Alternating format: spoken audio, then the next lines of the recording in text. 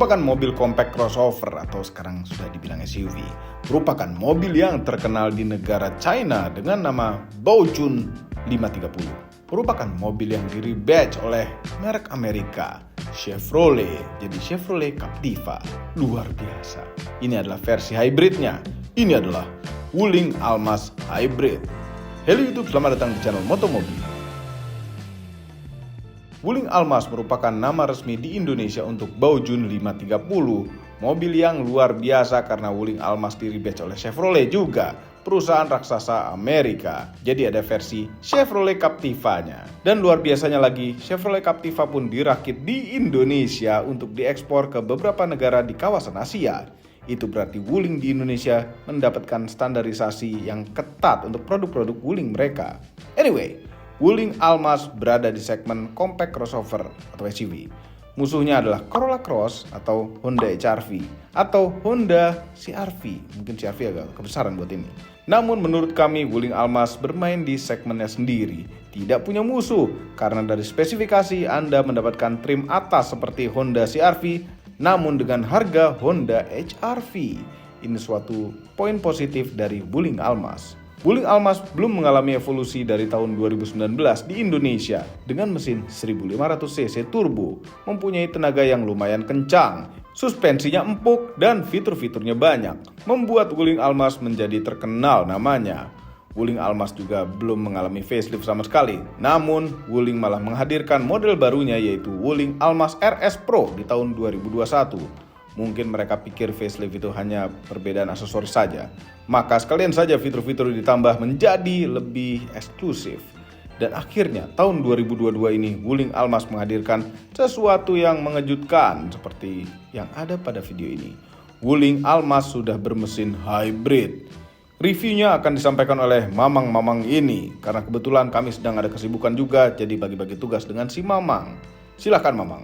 Wuling Almaz. Tapi ini beda, bukan Almaz RS lagi, nggak ada internal combustion lagi, setengah-setengah sebetulnya internal combustionnya. Jadi ini sudah hybrid, bedanya dengan Almaz yang RS yang biasa, itu di aksennya. Kalau yang RS biasa itu pakai merah, kalau yang hybrid biru, sampai ke proyektor headlampnya. Tuh, di sini itu pakai frame berwarna biru, udah LED, dan di bawahnya ada fog lampnya. Ini depannya, itu kalau dibilang sih ini agak serem ya.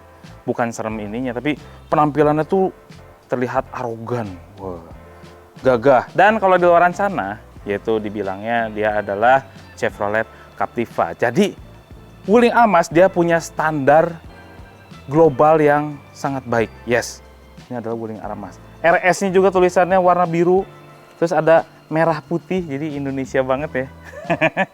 Bagus nih. Grill-grillnya juga pakai Dove semua, jadi nggak ada glossy-nya. Glossy-nya hanya di bagian atas sebelah sini, dan di bawahnya pakai kayak body kit seperti itu. Aero kit dibilangnya. Ada radar nih sebelah sini. Ini radar karena dia sudah adaptif cruise control juga. Ada kamera juga nih di bagian depan karena sudah kamera 360. Bagian depan juga udah pasti ada. Dan sekarang Wuling itu nggak pakai logo berwarna merah di bagian depannya. Sudah ada krom-kroman seperti ini nih, keren. Keren sih. Terus kuat-kuat lagi. Material Wuling tuh udah pasti jangan diragukan karena materialnya tuh kuat-kuat dan tebal-tebal, lihat ya. Tebal banget. Kalau diketok juga bukan kerang-kerang, tok. Tuh kan. Nah, di sini di spionnya sudah ada LED sen sebelah sini, atasnya berwarna glossy, bawahnya black Dove. Dia pakai velg 18 inch dengan profil ban 215/55 GT Savero. Depannya cakram, belakangnya juga cakram, dan sudah keyless entry. Tombolnya tuh disamarkan di aluminium sebelah sini, jadi kelihatannya nice. Atasnya hitam, sini jadi two tone ya. Atapnya itu hitam, sininya warna silver, bawahnya dikasih tambahan daging lagi, jadi kelihatannya tuh bulky. Nah, di sini ada over fender nih, over fender, dan memang sayang offset itu seperti kayak masuk gitu, keluarin dikit lagi itu pasti lebih gagah. Kalau nggak diganti aja pakai aftermarket yang harga velgnya lebih mahal dan bagus, jadi kelihatannya offsetnya. Nah, di sini juga ada aksen-aksen chrome panjang tuh sampai ke sana, cuman nggak mengeliling ya, cuman di bawahnya saja ada aksen floating roof design kayak gini. Kacanya di sebelah sini kecil untuk row ketiganya. Bagian belakangnya Wuling Almas itu yang paling saya suka, semok, modern sekali dan membulat gitu ya. Tapi di sini kayak ada aksen kayak sini digembungin, ini ke atas empuk gitu ya. Nggak, sedikit lah ada pinggangnya lah, keren. Nah di atasnya ada antena hiu, di sini juga ada topi belakangnya, turback clamp, tapi ada wipernya, full LED. Sini juga udah berlari-lari, keren. Ada kameranya udah pasti di sebelah sini. Ada 1, 2, 3, 4 sensor parkir, dan sini logonya menjadi keren, aksen glossy. Nih, hybrid. Udah beda ya dengan yang Almas RS doang. Bawahnya tebel nih ya. Ada aksen-aksen biru lagi di sebelah sini. Ini bukan knalpot ini, cuman ya keren aja gitu. Knalpotnya nyumput di bagian bawah. Di sini ada aksen karbon. Nah, di sini juga ada lampu-lampuan sebelah sini. Cuman ini berfungsi ketika kita membuka bagasi, karena ini keangkat semua lampu-lampunya. Nah, di sini ikut nyala, tung, kalau malam ya, jadi kelihatan tetap dari belakang. Bagasinya kecil. Ini tergolong kecil kalau misalnya row ketiganya ikut diangkat semua, dan di bawah sini saya jadi penasaran di bawahnya ada apa ya. Nah ini sama Wuling dikasih namanya pompa ban sama repair kitnya. Ini di bawah sini. Oh, I see. Ini adalah subwoofer, ada dongkrak di sebelah sini dan toolkit. Subwoofer loh. Ini karena dia pakai audionya Infinity. Nah di sini kalau misalnya kita kurang lagi bagasinya, kita bisa gitu tuh, jadi flat.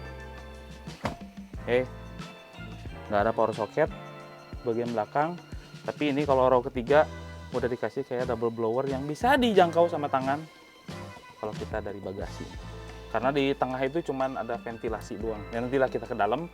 Sini ada 2 cup holder, sini ada 1, tapi di sebelah kanan itu ada yang nama USB ya, buat ngecas, lumayan lah. Nah ini dia beda kan, ada kayak gini nih, ada warna orange-orange seperti ini, yang ini artinya hybrid. Nah mesinnya tuh beda dengan 1500 turbo yang Almas RS biasa. Ini 2000 cc, tapi tanpa turbo, tapi dikasih hybridnya. Ya, pakai motor elektrik. Motor elektriknya ya lumayan lah. Kalau digabungin di combine, motor internal combustion sama elektriknya, itu menjadi 174 horsepower. Nah, dia torsinya lumayan gede, 320 Nm. Yang disalurkan ke roda depan, dan pakai transmisinya pakai dedicated hybrid transmission, yang artinya cuman single speed aja. Nah, tadi udah dicoba juga dikit-dikit lah, dikit-dikit. Itu lumayan loh tarikannya. Ya, persis hampir seperti yang 1500 cc yang turbonya. Pengen coba nih. Bandung ya, coba ya. Kalian ya, seberapa hemat pakai mobil ini? Nantilah kita bahas dulu interiornya. Hebat loh Wuling menciptakan mobil hybrid, tiba-tiba mengagetkan sekali. Keren.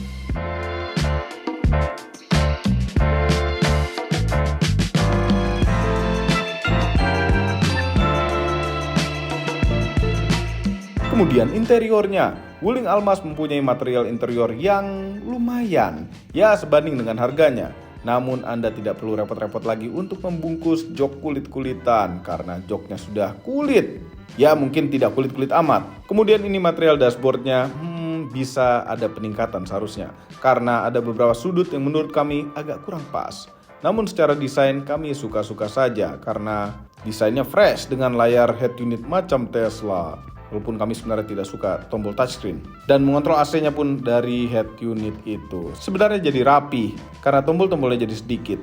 Ya cukup dulu untuk pembahasan row pertama. Kami akan coba duduk di row ketiga. Apakah ini benar-benar 7-seater yang ideal? Ini nggak bisa ini ya. Mungkin lagi nggak bisa. Kenapa sih? Kayak di paten gitu loh. Oh di bawah ini ada kayak semacam controller apa ya? Oh nggak bisa bener. Karena ada kontrolnya, takut keinjak-injak, kita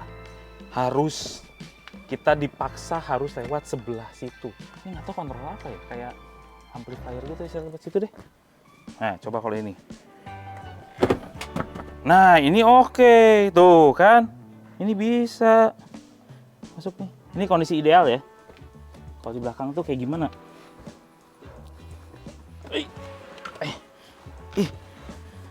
Enggak. Apalagi ini udah nggak bisa maksudnya di kedepanin gitu, nggak bisa di reclining aja dikit ya. Segini masih oke lah. Tapi posisi duduknya memang nggak enak, udah agak ke atas kayak seperti jongkok. Dan ini kondisi ideal untuk anak-anak aja. Ada 2 AC di bagian belakang yang jarang kepake banget pasti ini, karena yang di belakang tuh nggak enak gitu jatuhnya. Kita duduk kedua aja deh, di belakang enggak deh. Untuk anak-anak. Nah, ini baru row kedua. Ini kayaknya memang 5-seater plus 2 gitu ya. Jadi bukan benar-benar 7-seater banget. Di atasnya ini keras. Ada speaker Infinity-nya, keras. Tapi di bagian sininya empuk-empukan. Ada 2 buah bottle holder. Speaker Infinity lagi. Wih, kulit. Kulitnya juga tergolong kulit yang mahal ya. Sekarang kayak kalau Wuling tuh warnanya juga agak beige. Terus di dual tone sama hitam. Luas. Tuh. Berarti ada berapa? Sekitar 9 jari. Wih, lega. Lumayan. Dan di sini ada panoramik, nanti bisa dibuka ya. Sini dapat apa lagi nih? Oh, dapat cup holder lagi. Headrest ada 3, di bagian tengah juga ada. Pengaturan AC cuman ya ventilasi doang. Di bawahnya ada USB-A. Ya, USB-A. Ada tempat penyimpanan handphone sampai dalam banget ini. Buat nyimpan handphone oke. Ada kantong sebelah sini 2. Bagian tengah gimana, enak nggak? Oke lah. Tapi nggak enak sih, enak di sini. Nah, sini enak. Ini kasihan banget kalau misalnya kita sebetulnya idealnya tuh nah segini kalau di belakang, tapi kasihan yang di belakang tuh. Kalau misalnya kita beginiin senderan. Keyless entry. Oke, ini keras. Twitter, speaker lagi, keren sih suaranya. Nah, di sini keras-keras lagi, ada aksen aluminium, sini empuk-empukan, ada 2 buah bottle holder di bagian bawah. Nah, kursi yang drivernya dia sudah elektrik, atas bawah, mundur, maju, sama recliningnya juga ada. Teman yang sebelah sana masih manual. Nanas. Nih, kuncinya kayak gini, lock, unlock, sama buka bagasi. Tapi lucu ya, ini tuh harusnya gini. Nah, biasanya kayak gini, puter si lambangnya tuh nggak kebalik gini ya, ini harus begini. Lucu juga. Terlihat mahal, panas. Senangnya hybrid. Kalau kita langsung di on kayak gini, mesin ini nggak langsung masuk. Kalau baterainya lagi kosong, baru si komputernya menyalakan sini. Nah, ini kehebatannya Wuling Almas. Karena, halo Wuling. Halo Wuling. Halo. Buka sunroof. Oke, membuka sunroof. Bisa nyombong. Wow. Dan ini ngebukanya tirainya bisa sampai ke belakang. Tuh kan, bukan sampai belakang. Keren sekali. Panoramik ya, bukan sunroof aja, panoramik sunroof. Itu yang hebatnya Wuling. Nah, di atas ini ada lampu-lampuan LED semua. Terus ini ada tempat kacamata. Nih, di sini ada vanity mirror dengan mesinnya masuk nih. Nih ada LED-nya juga, jadi lengkap. Terus di spion tengahnya sudah mode night and day. Dan di sini di belakangnya spion ini ada yang namanya sistem ADAS-nya dari Wuling. Ada kameranya, ada radarnya di bagian depan. Udah lengkap loh Wuling tuh. Untuk harga 470 tuh lengkap sekali. Kita bahas instrumen clusternya. Dia pakai model LCD di bagian sebelah sini, tapi fuel gauge sama temperature gauge itu masih pakai yang ya kayak lampu-lampu yang dikasih batasan sama si hitam-hitam kayak gitu loh sini. Jadi sebetulnya layarnya cuma segini. Ya, di sini juga lumayan lengkap. Nah, kita bahas si instrumen clusternya ada apa aja.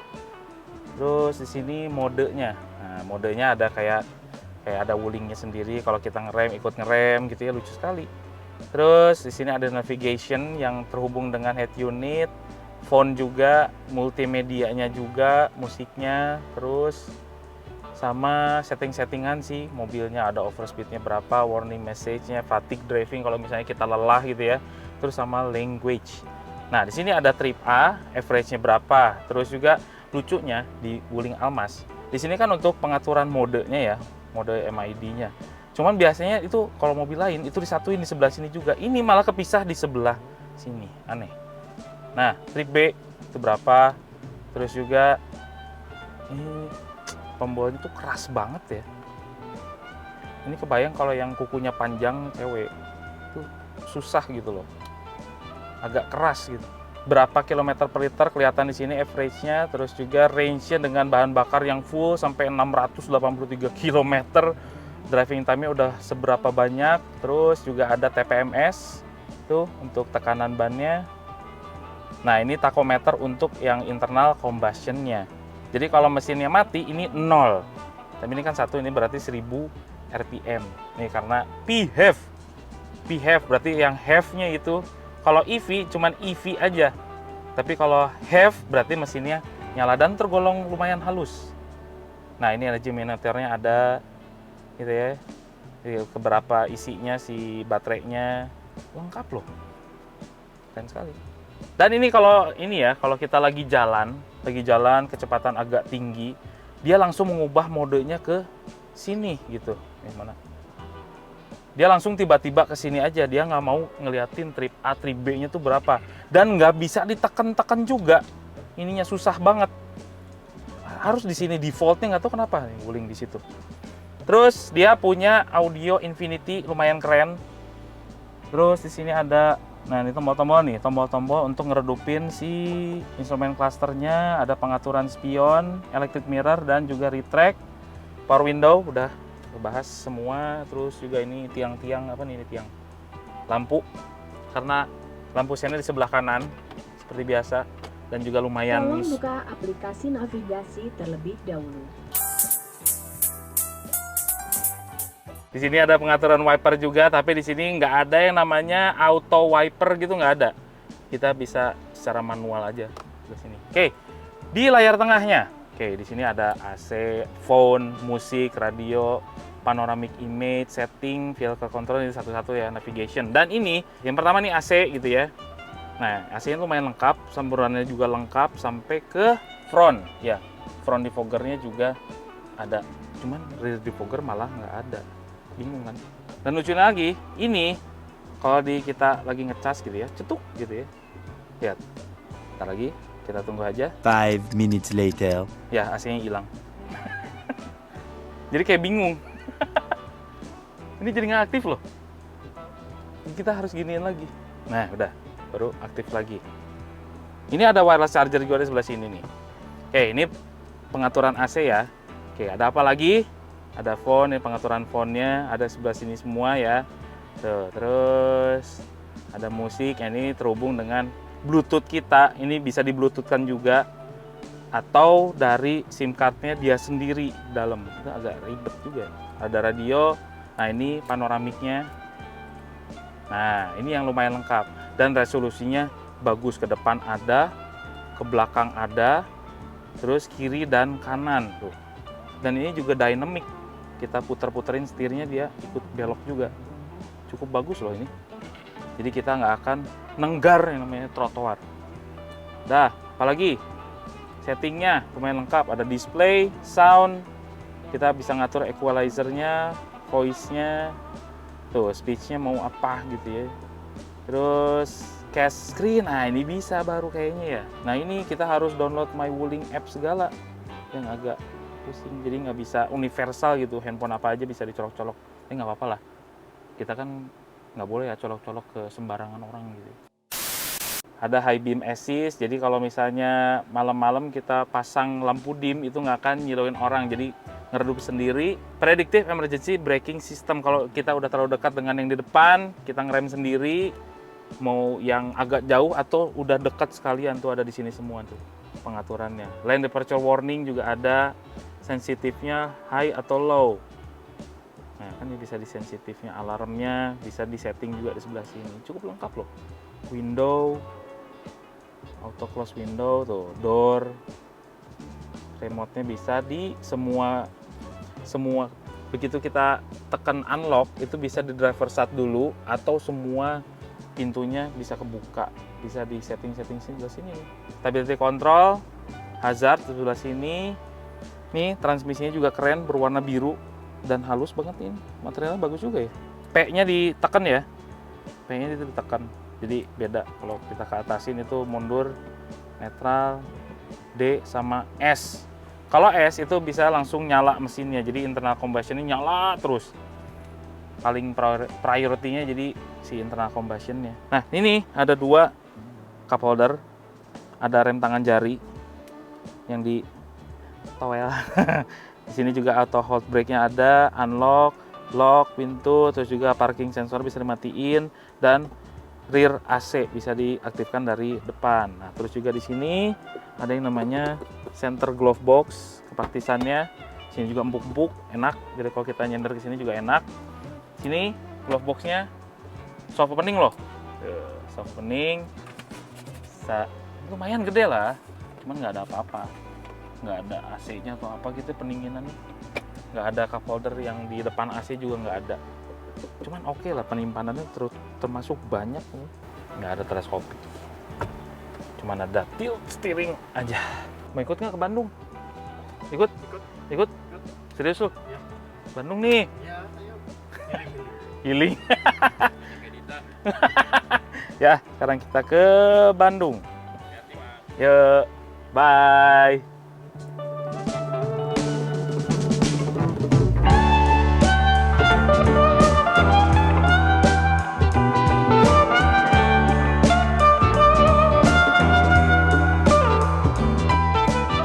Dalam impresi kali ini kami mengetes juga beberapa kehematan Wuling Almas Hybrid. Tidak tanggung-tanggung kami mencobanya jauh. Kami suruh si mamang-mamang itu pulang kampung ke Bandung pakai Wuling Almas Hybrid untuk tes kehematan bahan bakarnya. Sekaligus tes juga apakah enak Wuling Almas dipakai untuk jarak jauh. Sekarang kita tes aja yang namanya Wuling Almas ke Bandung. Dan kita juga pengen sekalian bagaimana iritnya kalau perjalanan dari Jakarta ke Bandung, Bandung ke Jakarta bolak-balik itu seirit apa Wuling Almas Hybrid. Pengujian keiritannya kita pakai metode full to full dari Jakarta ke Bandung, Bandung ke Jakarta, dan nanti setelah di Jakarta kita ngisi full lagi. Itu seberapa iritnya Wuling Almas Hybrid. Yeah. Dan seperti biasa kita isi dulu ke pom bensin terdekat dulu, baru kita mengarah ke arah Bandung. Kalau pakai Wuling Almas yang harus dinikmati adalah sistem ADAS-nya. Yes, kalau di dalam kota Jakarta kita mau pulang ke Bandung di hari Jumat, macetnya minta ampun. Ini membantu sekali. 1, pre-collision, jadi kita nggak akan nabrak-nabrak mobil di depan. 2, kita punya adaptive cruise control. Ini ngegas sendiri, ngerem sendiri, pakai radar yang ada di depan. Nggak usah capek-capek ngegas. Lane keeping assist juga ada, jadi kita nggak usah pegang-pegang setir gitu ya sebetulnya. Karena sudah disetirin, tapi tetap saja lane keeping assist itu dibuat untuk safety, bukan untuk sebagai fitur kenyamanan ya, untuk safety. Jadi kalau kita misalnya keluar jalur, itu jangan sampai keluar jalurnya ya, pakai marka yang ada di jalan jadi supaya tetap lurus dan beloknya tuh belok sendiri memang, cuman itu untuk fitur safety. Ingat, harus diingat dulu. Lane keeping assist itu bukan bagian dari fitur kenyamanan, tapi itu adalah fitur safety, harus diingat dulu itu. Terus udah gitu ada fitur anti nabrak belakang juga. Kita diingetin kalau mobil depan udah maju, jadi kita nggak ngantuk gitu ya, dikasih tau, hey mobil depan udah maju, kamu juga harus maju gitu. Itu udah ada semua di Wuling Almas, udah lengkap pokoknya fitur ADAS-nya. Ada mobil nyelek aja masuk itu di depan speedo kayak gini, itu udah ke detect semua mobil-mobil yang ada di depan. Terus dipakein interval juga, mau berapa jaraknya untuk adaptive cruise control. Jadi udah advance banget ini Wuling Almas. Sekarang kita mencoba di jalan tol MBZ yang relatif agak sepi, ada sedikit kendaraan di depan, dan bagaimana rasanya. Jadi lane keeping-nya ini benar memang spektrumnya kurang lebar, jadi agak kiri atau kanan, dan agak membingungkan buat dia gitu.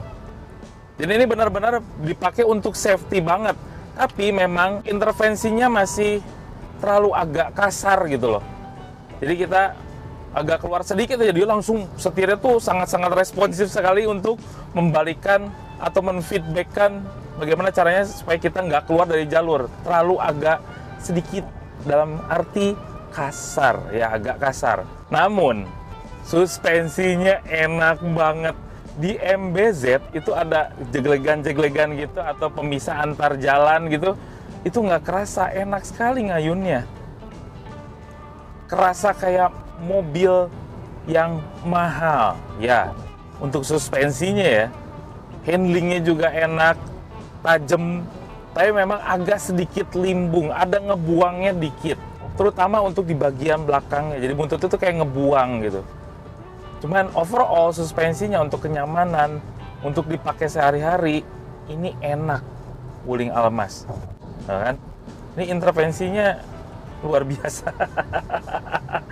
Yang saya suka dari adaptive cruise controlnya juga dia halus, ngeremnya halus, udah gitu kita mengejar mobil depannya juga enak, nggak terlalu ketarik banget gitu, nggak secara mendadak kayak gitu, nggak. Ini enak untuk adaptifnya, cuman masalah lane keepingnya aja yang kurang smooth.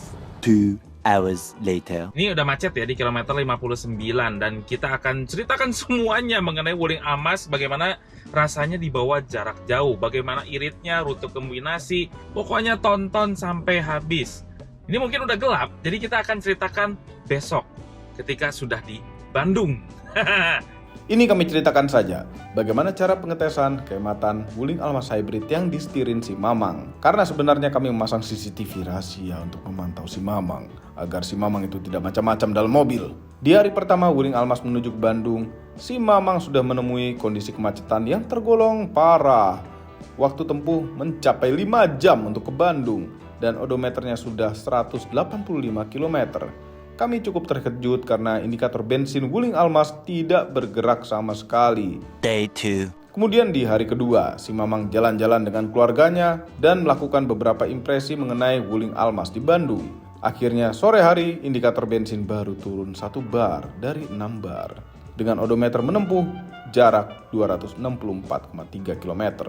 Luar biasa. Irit sekali dibandingkan dengan Wuling Almaz yang internal combustion, yang itu agak boros. The next day. Kemudian di hari ketiga odometer berjarak 340 km. Akhirnya turun 1 bar lagi dan sepertinya Wuling ini masih bisa berjalan-jalan lagi jauh. Karena range yang tersisa masih 468 km lagi. Ya, hybrid bisa sehemat ini. Dan seberapa hemat mobil ini ketika kembali ke Jakarta? Kami kembalikan lagi ke Mamang Icang. Saat-saat yang menegangkan, kami akan mengisi di pom bensin yang letaknya sama, posisinya sama dengan diisi full tank lagi. Seberapa banyak dia mengisi bensin? Terakhir di tripnya 493 km dan average-nya 14,9 km dengan kondisi indikator fuel gauge-nya gitu di setengah gitu ya. 3 bar tersisanya dari 6 bar. Dan jarak tempuh dengan sisa bahan bakar itu 272 km lagi. Atau ini seberapa banyak nih yang bikin saya tegang ini.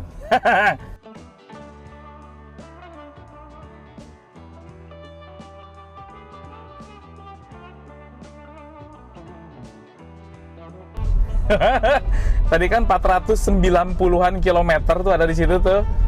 Nah, itu bisa dibagi ke kita ngisinya cuman 34,277 liter. Wow. Selama 3 hari 2 malam ini mobil nggak berhenti-berhenti dipakai di Bandung.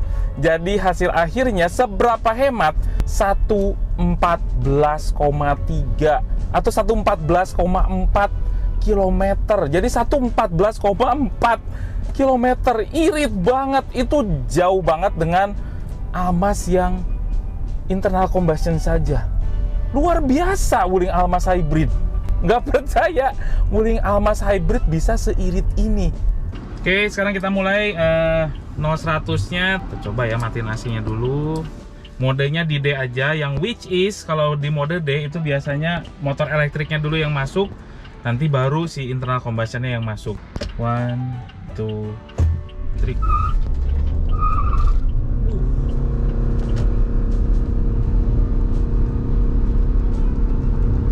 Asik juga.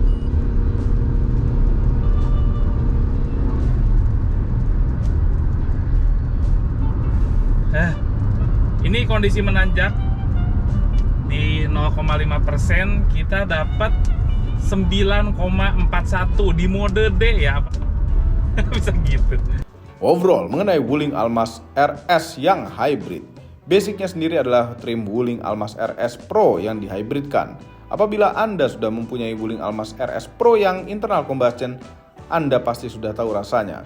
Suspensinya kadang terasa kurang konsisten, kadang empuk, kadang keras. Ya, tetap masih bisa membuat orang tertidur di Wuling Almaz. Fitur-fiturnya juga sama dengan Wuling Almaz RS, namun dalam video ini yang membedakan adalah mesin hybridnya. Walaupun Wuling adalah pemain baru di mesin hybrid, namun teknologi hybridnya sudah pintar untuk kelas dan harganya. Performa mesinnya juga baik, torsinya cukup terasa dan kami cukup appreciate dengan hadirnya mobil ini ke Indonesia. Apabila Anda suka dengan Wuling Almaz Hybrid, Anda bisa menebusnya dengan harga 470 juta rupiah. Harga yang pantas untuk sebuah crossover yang seperti ini. Semua ini adalah opini pribadi saya dan memang itu kami tidak bayar siapapun dan apapun yang terlihat pada video ini. Jangan lupa tekan tombol jempol ke atas dan subscribe channel Motomobi, Omobi, dan Mesmobi apabila belum berikut dengan tombol loncengnya. Share video ini ke seluruh dunia melalui sosial media Anda dan jangan lupa follow sosial media kami yaitu Instagram. Cek juga website baru kami motomobinews.id. Terima kasih telah menonton.